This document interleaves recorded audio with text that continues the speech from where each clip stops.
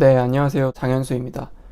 오늘은 제가 이 한약 치료를 하면서 얻은 치료 증례를 한번 소개를 해보려고 합니다. 이 78세 여성으로 이 허리 통증, 그리고 무릎 통증, 그리고 불면증으로 저한테 치료받은 분인데요. 이 외모는 얼굴이 전체적으로 좀 넙대대하면서 얼굴에 붉은기가 좀 많고, 그리고 잡티가 좀 많으면서 키는 좀 작으시고 체형은 좀 똥똥한 체형의 여성이셨습니다. 이 성향은 좀 기죽어 있다기보다는 조금 더 양적이고 활발하고 이런 성격이셨고요. 그래서 주 증상은 이 허리 통증과 허리 협착증, 그리고 계단을 오를 때 발생하는 무릎 통증이 주요 근골격계 통증 증상이었고요. 그리고 이 내과적인 증상으로는 불면증이 굉장히 심하게 있으셨습니다. 그래서 항상 잠드는 게 이게 사투를 벌여야 하고 그런 분이셨기 때문에 우선 침치료나 도침치료를 통해서 근골격계를 좀 먼저 해결을 하려고 했고, 이 불면증은 내과적인 질환이기 때문에 한약 치료를 통해서 치료를 하고자 했습니다. 그래서 수면 불량에 대해서 문진을 좀 해보니까 잠드는데 1시간 정도 걸리시고 잠들어도 중간에 자꾸 깬다고 하십니다. 이 제반 신체 증상에서 얼굴이 좀 붉으면서 이 열이 오르는 상열감이 좀 있으시고요. 그리고 이 알러지가 원래 가을에는 없고 봄에만 조금 있었는데 이번에 가을에는 가려움이 극심했다고 합니다. 아무래도 열이 오르고 잠을 계속 못 자다가 보니까 이 혈액순환이나 이 체온 조절이 잘 안 돼서 환절기에 이 가려움이 극심하게 올라오는 것으로 보입니다. 그리고 이 소화불량이 함께 있었고요. 식욕에 대해서는 그렇게 큰 문제는 없는데 이 식사를 하고 나면은 명치 부위에서의 소화불량이 조금 저명하게 나타났습니다. 그리고 소변은 정상적이긴 한데 아무래도 연세가 78세시기 때문에 야간뇨 증상이 조금 있었고요. 그리고 대변은 좀 딱딱한 편이라서 변 보기도 조금 힘들다고 하셨습니다. 이 몸에 상열감이라든지 열이 오르는 증상이 있기 때문에 이 소화기 쪽도 문제가 같이 생겨서 이 대장에서의 수분 부족으로 대변이 좀 딱딱하게 나오는 것으로 보입니다. 그리고 위쪽으로 열이 오르다 보니까 손끝 발끝으로 가야 할 이 체온이 충분히 가주지 않아서 이 발이 좀 찬 편이셨습니다. 그리고 감기 시에 목이 조금 아프고 멀미를 조금 하시는 경향이 있었습니다. 우선은 이 불면증을 치료를 하려면 자율신경계의 증상이 어떤지를 봐야 합니다.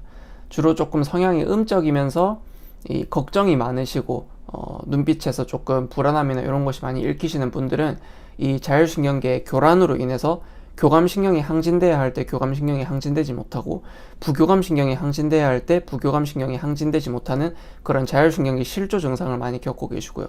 지금 이 환자분 같은 경우에는 이 성향도 좀 양적이시고 얼굴 올라오는 열감도 있으시고 한 걸 보면은 자율신경계 실조긴 한데 이 교란이 아니라 교감신경 자체가 항진이 돼서 나타나는 불면증으로 보입니다. 이 교감신경이 항진이 되었을 때는 이 우리가 fight or flight라고 해서 위급한 상황에서 긴장감을 느낀다든지 동물로 치면은 위급한 상황에서 도망을 가야 한다든지 할 때 그런 위급한 상황에서 주로 항진이 되는 신경인데요.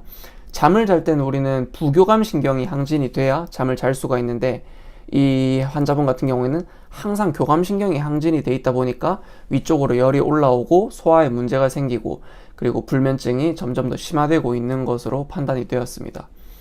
그래서 이 교감신경 항진을 좀 꺼주기 위해서는 몸에서 불을 내려주는 그런 약재들을 이용을 해서 교감신경의 항진을 잠잠하게 재워주면은 이 불면증도 같이 호전이 됩니다. 그래서 황련이라고 하는 약재를 주 약재로 하여 처방을 하였습니다. 그래서 2022년 9월 28일에 한약 처방을 하였고요.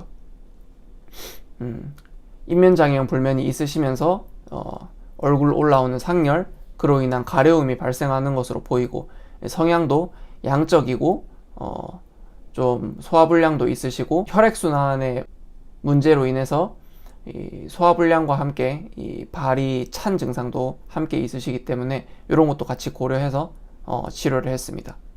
그래서 2022년 9월 28일에 제가 처방을 했고요. 그로부터 한 3, 4주 지난 2022년 10월 25일에 다시 한번 확인을 해봤습니다. 확인을 해봤더니 놀랍게도 이제 밤이 되면은 확실히 잠이 오고 이 불을 끄고 나서 누우면은 바로 잠든다고 합니다.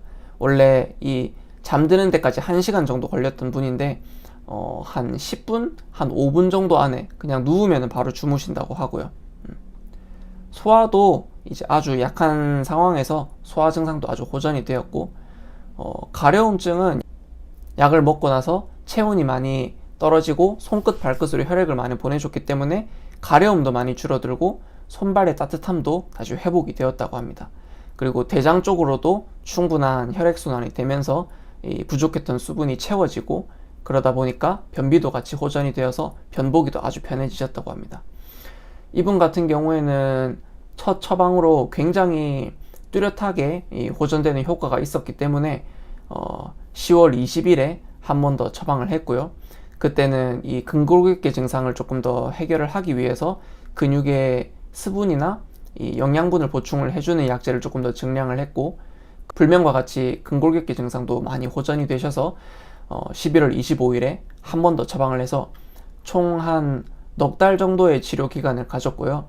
결국 최종적으로는 불면도 굉장히 호전이 되고 이 침 치료도 함께 이어가시면서 요통과 슬통도 많이 호전되는 증례였습니다.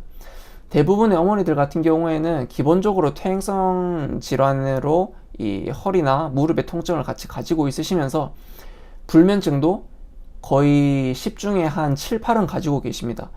이럴 경우에는 침 치료만 하는 것보다는 내과적인 질환인 경우에 한약 치료를 함께 병행을 해주면 근골격계 증상은 훨씬 더 빨리 호전이 되고, 더불어서 이 불면이나 소화기 증상 혹은 변비 증상도 함께 호전될 수 있습니다. 감사합니다.